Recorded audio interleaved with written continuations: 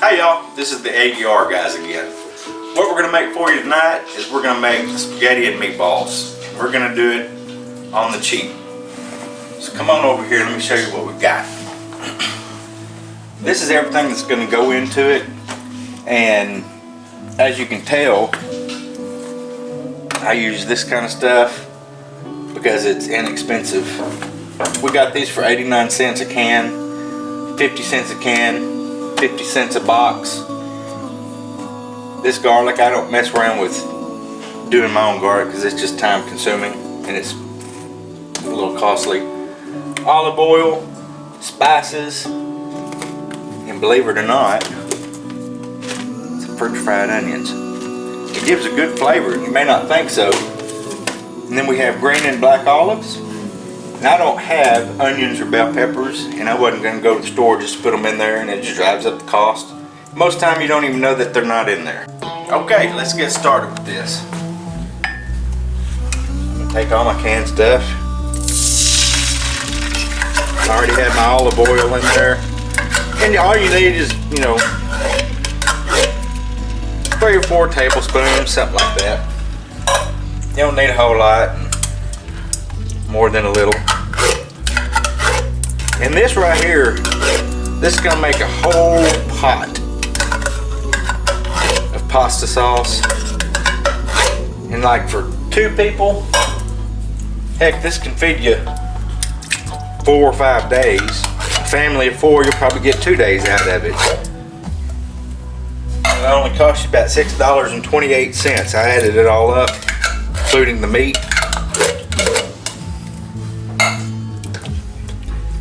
And the best thing is you're not going to sit here and spend 6 hours cooking your sauce, and I guarantee you it'll taste better than any restaurant sauce that's out there. Your family will absolutely tell you, oh my gosh, this sauce is delicious. And you'll be the only one to know that you cheat a little bit, that it only costs you a few dollars to make. Them olives in there.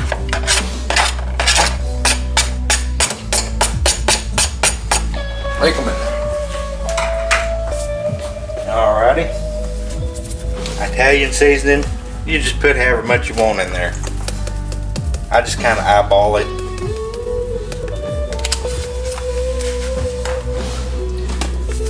Gotta have you some salt.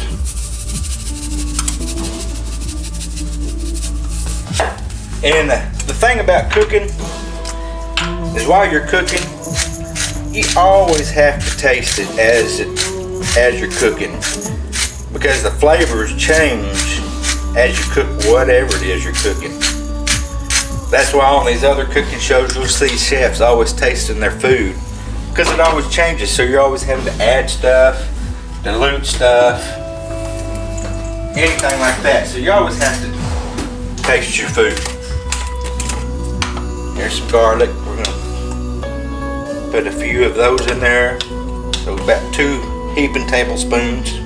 Again, never bang your pot with metal utensils. I'm going to throw the secret weapon in there.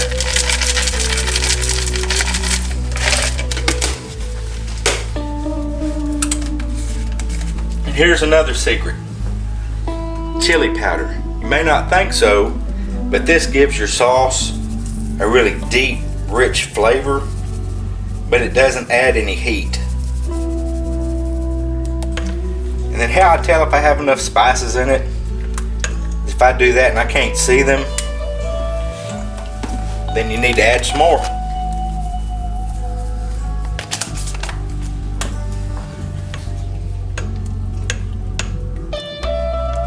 That looks like it'll be enough.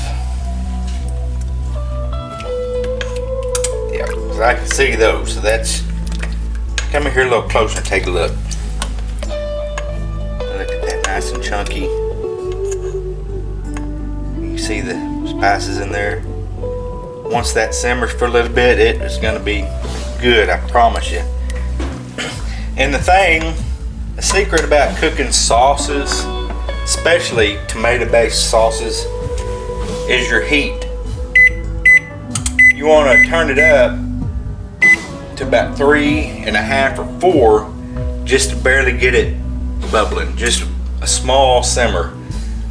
Then you have to turn it back down to about 1.8 to 2.2. You put the lid on it and you let it simmer. And you come in here and stir it about every 5-10 minutes or so. But that's the secret. You gotta just let it simmer. Don't boil it. Don't cook it on high temperature. Okay, it's been cooking about 10 minutes. So I want to check it and stir it and show y'all what your sauce should look like. You see how it's just barely simmering? That's how you need to cook your sauce the whole time. Even if you're doing homemade sauce, it doesn't matter. And anything else, that's all you need to cook it at. You don't need to have it boiling away to where you open it up and it shoots you in the face or splatters everywhere. That just ruins whatever it is you're cooking. So give it a stir and then check it in about another 10 minutes. Okay, our spaghetti sauce has been cooking right around 30 minutes. It looks really good. I had to turn it down to 1.8 because it was simmering too much. So I've got a pan over here with just a little tiny bit of olive oil, and we're gonna make the meatballs. So come on over here and we'll see what we've got. I've got about a pound of hamburger meat. I've got some garlic, salt, pepper, Italian seasoning, a hair bit of cumin, just a dab. And you want to put some Worcestershire sauce or mustard if you like that. And don't worry, it won't make the flavor bad or overpowering it if you're careful. But what it does is it adds a lot of savor to your meat. Because whatever you've got to remember, when you're cooking sauces or anything like that, and then you add stuff to it, it's going to dilute the flavor. So you want to make sure, like your meat, with the meatballs, that you really season it before you put it in with your sauce, so it don't take away the flavor. And over here, I've got some cracker crumbs, and like I tell y'all, we use what we have to save money. So I had some old club crackers and some Ritz crackers, and that's what I use to do that. I don't put eggs and stuff like this because I don't want them spongy, and that's what an egg will do. It kind of makes it spongy because it holds things together. But if you put enough cracker crumbs in there, that's all you need. This meat is 80-20, by the way, so 80% lean, 20% fat. So there's plenty of stuff in here to hold it together. So just work it all together, kind of like you're kneading dough or something. And if you wanted to put some onions, stuff like that, you can. We don't use very many onions at all because we've got dogs, and you know onions are lethal to dogs. So we try to just keep onions out of the house. And that's one reason why I do the garlic in the jar, because garlic has some of the same effects on dogs as onions do. So you got to be careful with stuff like that. Alright, that's kind of what you're looking for.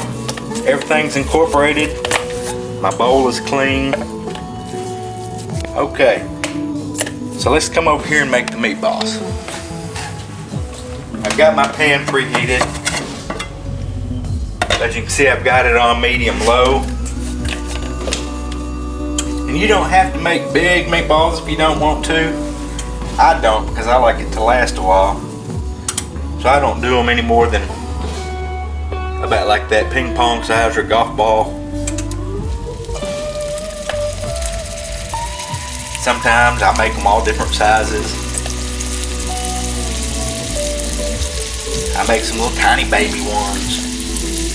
And mama, daddy, baby one. Oh, they got twins. Just do this until your meat's gone. Alright, we got them in there. And as you can see, it don't really take long to brown your meatballs, even at 2.6 medium low. And you just kind of want to sit there and flop them around. If you happen to get you a pair of tongs, and you can sit there and turn them. Sometimes I do that to make sure that all four sides get a nice crisp. Because if you're looking, you want your meatball to look like that all the way around. You want it to be crispy. Because as you put your pasta sauce on them, if they're not crispy, they'll get soggy and fall apart. That's really the key when you're cooking something like this, is to make it crispy. Yeah, I got them all turned. So what we're gonna do now, since I've got them turned, I'm gonna put the lid on for a little bit. That way the heat stays trapped and it kind of steams the meat, and so it'll cook the meat faster. So we'll check on them in a minute. All right, we're about to get our water ready for our noodles. Let me give you a little tip of the day. Iodized salt. When you're cooking, don't use pure sea salt or all that other stuff, because your body needs iodine to perform properly. Because you can have iodine deficiencies and it'll make you sick.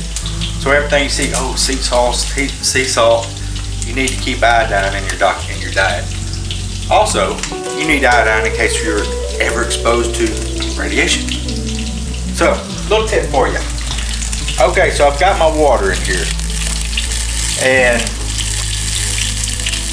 what you need to remember is your pasta that you buy is really bland.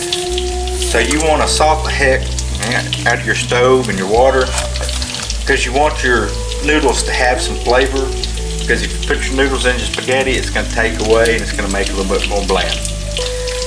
One other little advice is you don't want to fill your pot up with a whole lot of water. You need just enough to cover your noodles, because if you fill it up too much, all the starch in the noodles is going to boil up and you're going to overflow your pan. Let's take a look at our meatballs here. The sauce is done, so I put it to the side. Look at that. That's what you want to see. See how nice and brown those are. They're not burned. That's why we cook them on low and put the lid on them, because you want the inside of your meat to cook, but you don't want to burn your dang outside. Too many people just cook their meat to death, then it ain't worth a dang. It'll break your teeth when you're trying to eat it. But these are done. I'm just turning them one last time so you guys can see it on what you're looking for. That is a nice looking, damn, meatball. Pop the crap out of it. So these things are ready. Oh. Alright. Got these things out of the pan. Put them on some cheap paper towels to drain.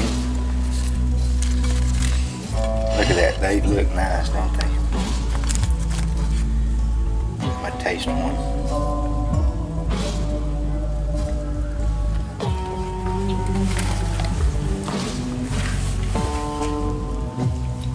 Now that's good. They're seasoned really good. They have a little bit of a smoky flavor. The crackers are crisp and they hold together real nice. They're not greasy. Really savory, so they'll really add a whole lot to the sauce and won't take away from it, but they'll add to it. Alright, we got it up to a boil. I just put the pasta in. That was 2 boxes of rotini.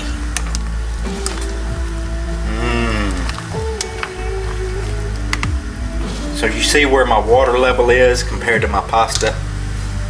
That's what you want. You just want it to cover your pasta. And when you cook pasta, too many people look at the bag or box and say, oh, I gotta cook it for 20 minutes. Well, then they go back and the pasta is just falling apart. So what I do is I cook mine to al dente, and if you don't know what that is, it's soft, but inside it's still a little bit hard.